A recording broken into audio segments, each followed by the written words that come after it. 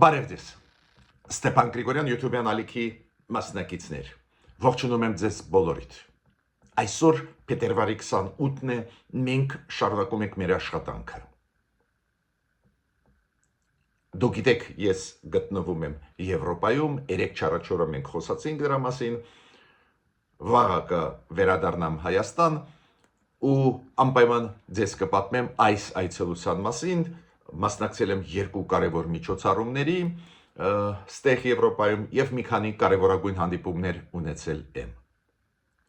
Այսօր ես հրատապ կարգով մտնում եմ եթեր, քանի որ պատերազմը Իրանի դեմ սկսվեց։ Իսրայելը սկսեց ռմբակոծել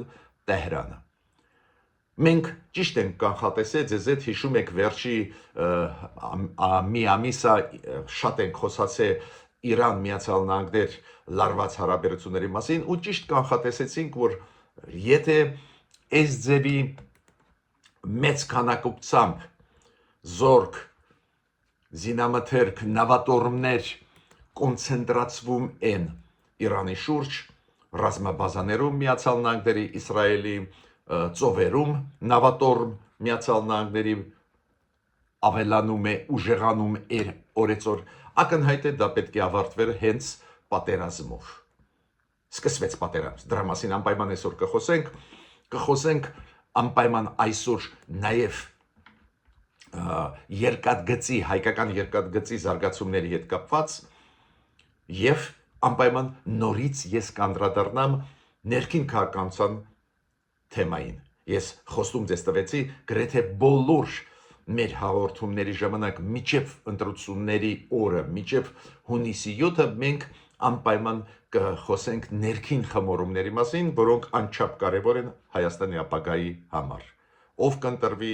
ինչ կլինի, որ ուժերը շանսեր ունեն։ Անպայման այսօր ես կանդրադառնամ Լևոն Տեր-Պետրոսյանի առաջին նախագահ Հայաստանի Հանրապետության հայտարարության Սամվել Կարապետյանի մասին։ Ինչ է դա նշանակում։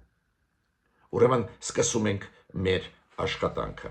Դոնալդ Տրամպը երեք հայտարարեց, որ ինքը շատ դժգոհ է Իրանից,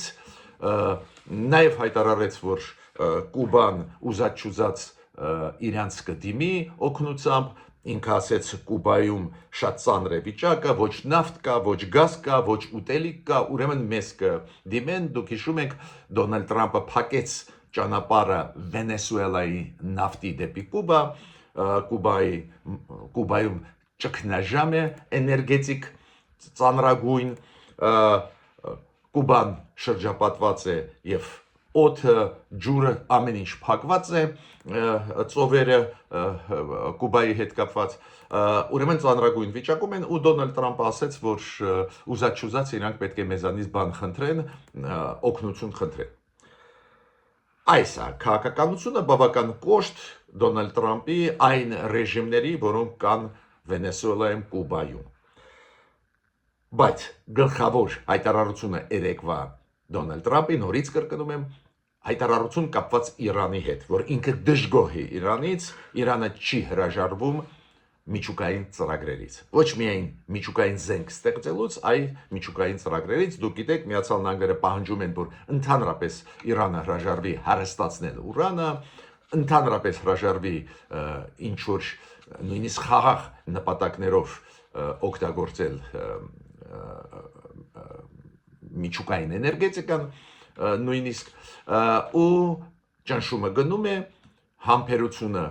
սպառվեց Դոնալդ Տրամպի, ինքը որոշեց հրաման տալ սկսել ռազմական գործողություններ։ Հարցը մենակ մի բանում էր, ով կսկսի ռմբակոծությունները, Իսրայելը թե Միացյալ Նահանգները, երեք երբ որ մենք իմացանք, որ Իսրայելում ժողովրդին զգուշացնում են, որ զգուշ լինեն, հիվանդանոցները սկսեցին պատրաստել հնարավոր վիրավորված մարդկանց ընդունելու համար, պարզ դարձավ, որ Իսրայելը առաջինը կռմբակոծի Իրանին ու այսօր այդ ռմբակոծությունները սկսվեցին։ Վատ է, որ այս հարցը լուծում է ուժով, բայց մենք կանխատեսել ենք։ Պատկերացնում եք իրար հետևից տասնյակ երկրներ մի շաբաթ առաջ, 5 օր առաջ 3 օր առաջ զգուշացնում էին իրենց քաղաքացիներին շտաբ դուրս գալ Իրանից։ Դա էլ չափարոշիչ է, դա էլ ցույց է տալիս, որ լուրջ է վիճակը։ Միայն երեկվա ընթացքում Ղազախստանը, Կանադան, Ֆրանսիան, Իտալիան հայտարարեցին, որ իրենց քաղաքացիները պետք է շտաբ դուրս գան Իսրայելից, կներեք, Իրանից։ Միաժամանակ Ֆրանսիան, Իտալիան զգուշացրեցին իրենց քաղաքացիներին, որոնք զգուշ լինեն գտնվող Իսրայելում, քանի որ բոլորը հասկացան, որ առաջի հարվածները Իսրայելը կհասցնի Իրանին, ուրեմն Իրանը շատ հավանական է, որ հրթիռային հակահարվածներ կտա, ուրեմն Իսրայելում էլ գտնվելը վտանգավոր է։ Թուրքիան չեղյալ հայտարարեց շատ ուժատ, չեղարկեց շատ ուժատ թռիչքներ, օրինակ Ստամբուլ, Տեհրան, Ստամբուլ, Թավրիզ։ Ինչ եմ ուզում ասել, նույնիսկ այս ոչ ուղղակի քայլերը արված տարբեր երկրների կողմից ցույց են տալիս, որ ամեն ինչ գնում է դեպի պատերազմ, ասեմ ձեզ վերջի մի քանի օրը Մեծ Բրիտանիան դուրս է բերել բոլոր առանց բացառությամբ իր դիվանագետներին Իրանից։ Չինաստանը, Ղազախստանը նաև հայտարարություն արեցին, որ իրենց քաղաքացիները Իրանից շտաբ դուրս գան։ Պարոն Վենսը, փոխնախագահ Միացյալ Նահանգների, ինքը ասեց, որ երկարատև պատերազմական գործողություններ չեն լինի, բավական շուտ կավարտվի այդ ամբողջ պատմությունը։ Նորից կրկնում եմ, այս ուղղակի անուղղակի չափարոշիչները ցույց են տալիս, որ պատերազմը կլինի։ Բանակցությունները արդյունք չտվեցին։ Նույնիսկ Օմանի արտգործնախարարը մեկնեց Վաշինգտոն, հանդիպեց պարոն Վենսի հետ, ինչու համոզելու, որ էլի շանս կա շարունակել, բայց պարոն Վենսը պատասխանը հասարակ էր, շատ հստակ, ինքը ասում է Դոնալդ Տրամփը այդ հարցը լուծում է, ինքը կորոշի ինչ անել, բացի դրանից երկարատև պատերազմ չի լինի։ Հիմա Իրանը եւ Իսրայելը միաժամանակ փակեցին իրենց օդային տարածքները։ Նու ակնհայտ է, պետք է օդային տարածքները փակես, որ կարողանաս ֆիքսել այն թիրախները, ռազմական կործանիչները, քո թշնամու կամ բալիստիկ հրթիռները, ավելի հեշտ որ ֆիքսես ու հակահարված տաս հակաօդային համակարգերով, ինչ ֆիքսվեց, նու գոնե այս վերջի այս մի քանի վերջի ժամերի ընթացքում ֆիքսվեց, որ Իսրայելը սկսեց ռմբակոծել կոնկրետ Տեհրանը, կոնկրետ Տեհրանի այերոպորտը, Մեհրաբադ եւ ռմբակոծություններ եղան Տեհրանի կենտրոնում, նախագահական պալատում եւ մի քանի քաղաքի տեղերում։ Իսրայելը ասում է, որ ինքը ոչնչացնում է այն կետերը Տեհրանում, որոնք կարող են հակահարված տալ Իսրայելին։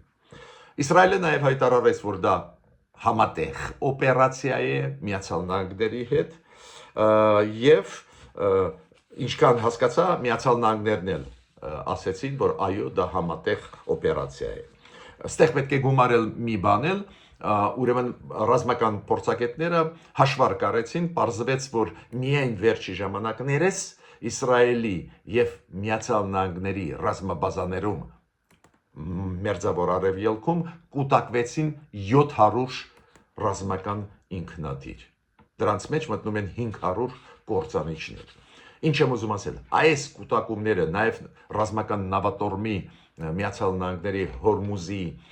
նեղուցում ցույց էին տալիս, որ հեսա պատերազմ կսկսվի։ Այս ճնշման մեթոդը օգտագործվեց ստիպելու համար Իրանին ստորագրել այդ պայմանագիրը Միացյալ Նահանգների հետ թելադրված Միացյալ Նահանգների կողմից, միաժամանակ ճնշում էին գործադրում, բայց չստացվեց, Իրանը չհամաձայնվեց իր սուվերեն իրավունքից միջուկային զենքը օգտագործել, հրաժարվել։ Ու հիմա սկսվեց ուժային օպերացիա։ Ես պետք է ասեմ, որ հետևանքները կլինեն ամբողջ ռեգիոնի համար, շատ բան կախված է ինչքան երկար այդ պատերազմական գործողությունները կտևեն, եթե երկար տևեն պատերազմական գործողությունները, ուրեմն փախստականների հոսքեր կլինեն, նաև կարող է փախստականներ մեր ուղղությամբ գնան, քանակը, ծավալը այդ process-ների կախված է, ինչքան արագ իրանց օպերացիան կավարտեն Իսրայելը եւ Միացյալ Նահանգները, եթե ձգձգվի, պարզ է նեգատիվ հետևանքները, շատ ծանր հետևանքները շատ զգալի կլինեն բոլոր Իրանի հարևանների համար, նաև Հայաստանի համար։ Ուրեմն հետևենք այս իրադարձություններին, նաև անպայման մեր կառավարությունն ու ես կասկած չունեմ, որ մեր պատկան մարմինները հետևում են այդ զարգացումներին, մենք էլ պետք է ինչ որ քաղաքական արձագանք տանք, նաև նայենք ժամանակը ցույց կտա, բայց էսա պատերազմը սկսվեց Իրանի պետության դեմ ու դեր ռմբակոծության process-ում չեն մասնակցում Միացյալ Նահանգները, միգուցե այս եթեր դուրս գալու ժամանակ Միացյալ Նահանգներն էլ սկսեն իրենց ռմբակոծությունները, ու շատ բան է կախված հակահարվածներ Իրանը կտա թե ոչ, հիշում եք այն 12 օրյա պատերազմի ժամանակ Իրանը շատ ու շատ նեղություն տվեց եւ Իսրայելին եւ ամերիկյան բազաներին գտնվող տարածաշրջանում։ Իդեպ ասեմ ձեզ, ինչու Լիբանանից այլ մերձավոր արևելքի պետություններից դիվանագետներին դուրս էին բերում եվրոպական երկրները, մասամբ ինչի հետ է կապված, քանի որ Իրանը խոստում է տալիս հակահարվածներ տալ Միացյալ Նահանգների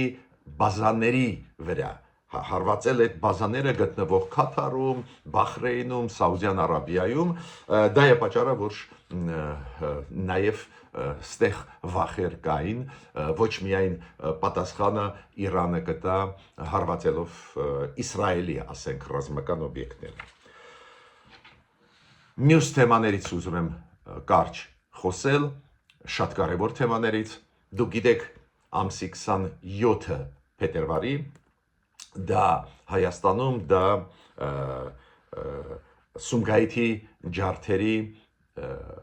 հետ կապված օրն է, մենք հիշում ենք այդ ջարդերը, մենք ցավում ենք, որ հայ ժողովուրդը կորուստներ է ունեցել 1988 թվին, այն ժամանակ Ադրբեջանի սովետական խորհրդական հանրապետությունում սոցիալիստական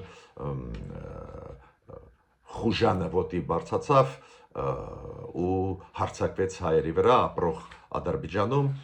մեր արտգործնախարարությունը 38-րդ տարելիցի այս ողբերգական դեպքերի հետ կապված Սումգայիթում մեր արտգործնախարարությունը արեց հայտարարություն, շատ դա կարևոր էր, որ մենք պատմությունը հիշում ենք, այդ ողբերգական էջեր, այս ջարդերը հայերի ու ինչ կարևոր հատված կար այս կարճ հայտարարության մեջ, դա հիշատակի օր է մեզ մոտ Հայաստանում Սումգայիթյան ջարդերի հետ կապված։ Ջարդերը ռեալ սկսվեցին ամսի 26-ին, ես այն ժամանակ շատ ակտիվ էի զբաղվում այդ հարցով, մենք շատ էինք աջակցում փախստականներին, ես դες պատմել եմ այդ ամեն ինչը եւ աջակցում էինք եւ ամբողջ հայ ժողովուրդը աջակցում էր փախստականներին Ադրբեջանից։ Իրոք ծանր օրեր էին, ես հիշում եմ ինչ վիճակում գալիս էին Հայաստան Սումգայիթի, այլ վայրերի Ադրբեջանի հայերը, բայց ստեղ նաև շատ կարևոր հանգամանք կա, որը ֆիքսվեց այս արտգործնախարարության երեկվա հայտարարության մեջ, որ 500,000 հայ բռնի տեղահանվեցին Ադրբեջանից։ Նու խոսքը գնում է սովետական սոցիալիստական Ադրբեջանի։ Հիմա բռնի տեղահանվեցին ու ես հիշում եք միշտ ասում եմ այո խաղաղության ճանապարհը բանակցությունները Ադրբեջանի հետ, խաղաղության պայմանագիրը, այդ ընդհանուր process-ը ճիշտ է, բայց ոչ մի դեպքում այդ էջերը չպետք է մոռանանք, քանի որ դիմացի մարդիկ անընդհատ հիշեցնում են ադրբեջանցիների իրավունքները ապրող Հայաստանում միջև կոնֆլիկտի սկիզբը։ Ուրեմն մենք չպետք է մոռանանք այդ կես միլիոն հայերի նաև իրավունքը։ Հայաստանի եւ Ռուսաստանի պատվիրակությունները տրանսպորտի ոլորտի հետ կապված հանդիպել են Երևանում, դուք գիտեք, Հայաստանը շատ կոշտ դնում է հարց, որ երկու հատվածներ երկաթգծային Հայաստանի Ռուսաստանի երկաթգծերը պարտավոր են արագ վերականգնել, կարճ հատվածներ են, բայց շատ կարևոր մեզ համար, Եռասխից դեպի Նախիջևան մոտավորապես 1.5 կիլոմետր եւ մոտավորապես 12 կիլոմետր Ախուրիկից դեպի Թուրքիայի սահման։ Ու այդ պատվիրակությունները հանդիպեցին Ռուսաստանի Հայաստանի, քանի որ Ռուսաստանի կոնցեսիայի մեջ են մեր երկաթգծերը ու քննարկում էին։ Անչափ կարևոր է դա։ Իդեպ ասեմ ձեզ, տարբեր լուրեր են տարածվում, ոնց է մոտենում Եվրոմիությունը այս ծրագրերին, նույնիսկ ես տեսնում շարքումներ, որ իբր Եվրոմիությունը շահագրգռված չի այդ ծրագրերում մեջ, որոնք անում է Դոնալդ Թրամփը Հայաստանի հետ TRIP ծրագիրի, նաև խաղաղության խաչմերուկ Եվրոմիության հանձնաժողովը պատվիրեց վերլուծություն, որը պաշտոնական Եվրոմիության Եվրոհանձնաժողովի կարծիքն է, այնտեղ այս ծրագրերը, որոնք կկապեն Կենտրոնական Ասիան, Հարավային Կովկասի հետ, Թուրքիայի հետ, նու Հայաստանով պարզը, Ադրբեջանով, Հայաստանով, Նախիջևան, Թուրքիայի հետ, Եվրոպայի հետ, իրանք միանշանակ ողջունում են։ Ու մի քանի խոսք ասեմ ներքին զարգացումների մասին Հայաստանում։ Դուք գիտեք, ստեղծվում են դաշինքներ, քանդվում են դաշինքներ, առանձին կուսակցություններ հայտարարում են, որ կմասնակցեն, առանձին կուսակցությունները ասում են չեն մասնակցի, ես տվեցի մասամբ վերլուծություն իրավիճակի, հիշում եք ասեցի, որ գլխավոր պայքարը կգնա մի կողմից քաղ պայմանագիր Նիկոլ Փաշինյանի կողմից գլխավորված կուսակցություն, մյուս կողմից 3 պրոռուսական ուժեր, դա Հայաստան դաշինք, դա Սամվել Կարապետյանի ուժեղ Հայաստան, այդ ուժը, դա այն ուժը կամ դաշինքը, որը կգլխավորի Գագիկ Ծառուկյանը, այդ 4 այդպես ընդգծված ուժեր, որոնք կգնան պայքարի, բայց կան այլ ուժեր, որոնք նաև ունեն ինչ-որ շանսեր հավաքել ձայներ, նու օրինակ Հանրապետություն կուսակցությունը, որը գլխավորում է Արամ Զավենի Սարգսյանը, վաղուց հայտարարեց, որ կմասնակցի միայնակ, ինչքան հասկանում եմ, միասնության թևեր այդ շարժում կա, որը գլխավորում է Արման Թաթոյանը, իրանք էլ ասեցին կմասնակցեն, ինչքան հասկացա, իրանք Հայաքվեի այդ շարժման հետ միավորվում են, բայց կան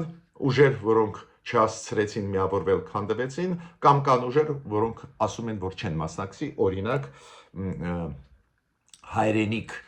այդ Վանեցյանի կուսակցությունը ասեց, մենք չենք մասնակցի, չենք ուզում փոշիացնել ընդդիմադիր ձայները։ Հիմա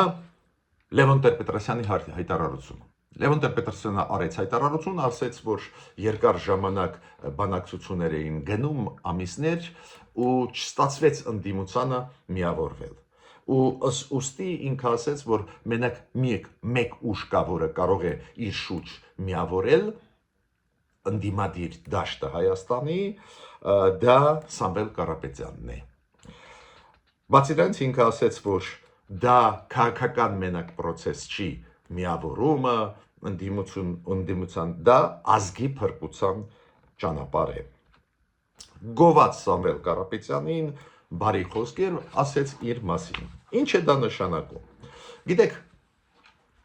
բոլորս ունենք իրավունք խոսելու, բոլորս ունենք իրավունք ասելու, խոսելու,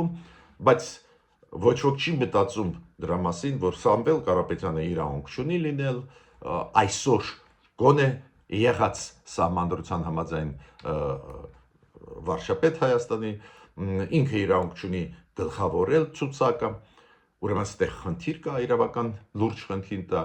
Բացի դրանից Այդ ոնց ստացվեց, որ Սամվել Կարապետյանը պարզվում է կարող է բոլորին միավորել, ինքը կյանքում չէր զբաղվում քաղաքական process-ներով, քաղաքական հարցերով, ուստեղ հիմա իրան գովում են։ Շատ ու շատ հարցեր են բարձրանում։ Ես օրինակ կտրականապես դեմ եմ, որ նորից որ տերմինը ուզում եք օգտագործեք մեծահարուստները, օլիգարխները, չգիտեմ,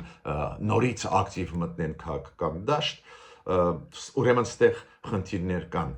մենք քննարկելու, մտածելու խնդիրներ ունենք։ Ուրեմն եթե դու հարուստ ես, ուրեմն դու պարզվում է եւ ճիշտ ես եւ կարող ես թելադրել խաղի կանոնները։ Միշտ մեզ պետք է որ առաջ գա միտքը, քաղաքական միտքը, բանավեճ քաղաքական։ Իրոք խնդիրներ շատ են ու հենց քաղաքական բանավեճեր պետք է լինեն, այլ ոչ թե ռեսուրսների պայքար։ Ռեսուրսը միշտ էլ իր դերը կխաղա, բայց չպետք է այդպես լինի, որ պարզվի, որ ռեսուրս ունեցողը ինքը միակն է ու ճիշտ է։ Ես ավարտեցի իմ ելույթը, մինչ նոր հանդիպումներ։